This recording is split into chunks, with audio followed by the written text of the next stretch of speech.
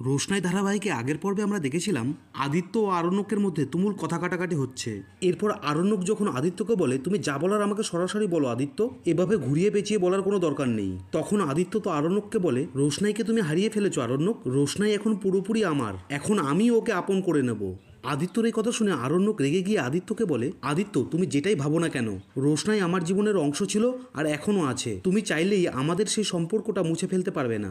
আরণ্যকের এই কথা শুনে আদিত্য একটু হেসে বলে, কিন্তু আরণ্যক তুমি তো নিজেই সেই সম্পর্কটা একসময় অস্বীকার করেছিলে, আর আজ যখন ওকে আমার পাশে দেখছো তখন তোমার জ্বালা হচ্ছে, তাই না? সত্যিটা হলো আরণ্যক, তুমি রোশনাইকে শুধু ভালোবেসেছিলে, ওকে তুমি আগলে রাখতে পারোনি। আদিত্যর এই কথা শুনে আরণ্যক তো খুব রেগে যায়, আর সে কিছুক্ষণ চুপ থেকে আদিত্যকে বলে, আমি কখনোই রোশনাইকে হারাতে চাইনি, পরিস্থিতি বাধ্য করেছে আমাকে, কিন্তু এখন আমি ওর পাশে থাকতে চাই, ওর জন্য কিছু করতে চাই। ওইদিকে আমরা দেখতে পারি হাসপাতালের ভিতরে রোশনাইয়ের ধীরে ধীরে জ্ঞান ফিরে আসে। সে চোখ খুলতেই দেখে তার পাশে বসে আছে ডাক্তারবাবু, আর রুমের বাইরে দাঁড়িয়ে আছে আদিত্য, রুদ্রগুরুজি ও আরণ্যক। এরপরে ডাক্তারবাবু রোশনাইকে জিজ্ঞাসা করে, তুমি এখন কেমন অনুভব করছো রোশনাই? তখন রোশনাই ক্লান্ত গলায় মৃদুস্বরে উত্তর দেয়, আমি এখন ঠিক আছি ডাক্তারবাবু। এরপরে রোশনাই ডাক্তারবাবুকে বলে, একটু রুদ্রগুরুজিকে ডেকে দিন না প্লিজ, আমি একটু তার সাথে কথা বলতে চাই। এরপরে ডাক্তারবাবু বাইরে গিয়ে তাদেরকে জানায় রোশনাইয়ের জ্ঞান ফিরে এসেছে। এটা শোনার পরেই আদিত্য, রুদ্রগুরুজি ও আরণ্যক রোশনাইয়ের কাছে যায়। এরপরে রোশনাইয়ের চোখ যায় আরণ্যকের দিকে। তাদের দুজনকে দেখে মনে হচ্ছিল তাদের দুজনের চোখে চোখে লড়াই চলছে, অথচ কেউ কাউকে মুখে কিছু বলছে না।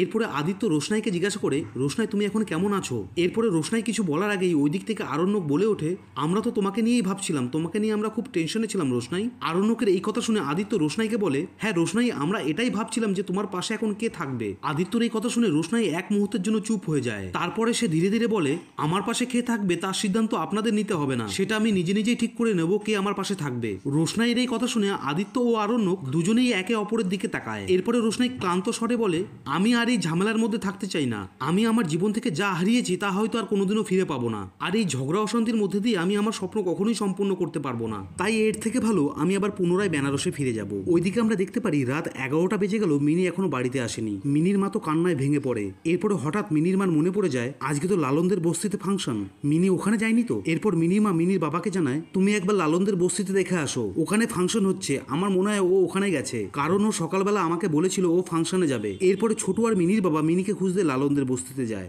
তারা সেখানে গিয়ে দেখে মিনি মনের আনন্দে সেখানে ফাংশন শুনছে। ওইদিকে আমরা দেখতে পারি আরণ্যক চুপি চুপি গভীর রাতে রোশনাইয়ের কাছে আসে।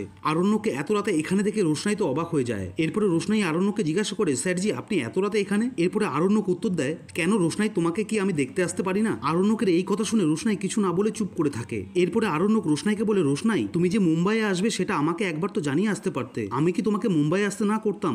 এটা শুনে রোশনাই আরণ্যককে বলে, বাদ দিন স্যারজি ওইসব পুরনো কথা, আমি ওইসব কথা আর মনে রাখতে চাই না। এটা শুনে আরণ্যক রোশনাইকে বলে, তার মানে তুমি আমাকেও মনে রাখতে চাও না? আরণ্যকের এই কথা শুনে রোশনাই কোনো উত্তর দেয় না। এরপরে আরণ্যক কিছুক্ষণ চুপ থেকে রোশনাইকে বলে, রোশনাই আমি তোমাকে এখন একটা কথা বলবো যেটা আমি তোমাকে আগে কখনো বলিনি। এরপরে রোশনাই বিরক্ত হয়ে বলে, আমি কোনো কথা শুনতে চাই না স্যারজি। কিন্তু আরণ্যক এবার আর চুপ থাকে না, সে সরাসরি রোশনাইকে বলে, রোশনাই আই লাভ ইউ, আমি তোমাকে খুব ভালোবাসি রোশনাই। আরণ্যকের এই কথা শুনে রোশনাই তো অবাক হয়ে আরণ্যকের দিকে তাকিয়ে থাকে। এরপর রোশনাই কঠিন গলায় আরণ্যককে বলে, প্লিজ স্যারজি এই কথাগুলো আমাকে আর কখনো বলবেন না, আর এটা আপনার জীবনের সবচেয়ে বড় মিথ্যে কথা যে আপনি আমাকে ভালোবাসেন, আপনি আমাকে কখনোই ভালোবাসেননি স্যারজি। রোশনাইয়ের এই কথা শুনে আরণ্যক রোশনাইকে বলে, না রোশনাই, আমি শুধু তোমাকেই ভালোবেসেছি। এরপরে রোশনাই আরণ্যককে বলে, স্যারজি আপনি যদি আমাকে ভালোবাসেন তাহলে গরিমা দিদির সাথে আপনার কি সম্পর্ক?